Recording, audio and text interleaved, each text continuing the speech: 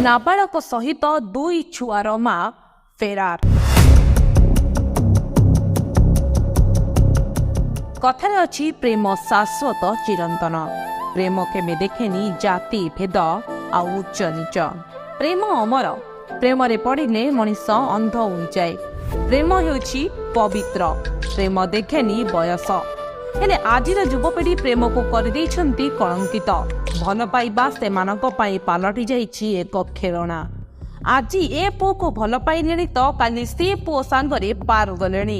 झियो माने एठी ड्रेस बदलैला भली बदलौछंती बॉयफ्रेंड। आज को पुओ सहित सिनेमा गलनी तो काली को पुओ ठारू आईफोन आनिलेनी।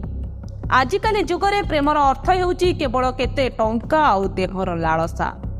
कोठी दियर भाउज को नहीं पळैलानी तो आउ कोठी चारिटा पिलार मां हो मध्य स्त्री पड़ाउछि परपुरुष सांगरे। एभଳି एक चांचल्यकर घटना देखिबाकू मिलिछि उत्तर प्रदेश रे। जने 15 वर्षर नाबालक 35 वर्षीय स्त्री लोकଙ୍କ सहित घर लुचि पळाइछंती।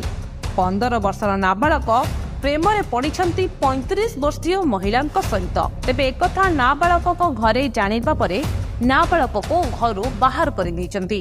एहा परे 15 वर्षीय नाबालक जनक रागरे आसी 35 वर्षीय महिला को नहीं घर पड़ाइथिले। महिला जनक मध्य दुईटी छुआर मां होइथिले मध्य से नाबालक सहित घर लुचि पळाइछंती।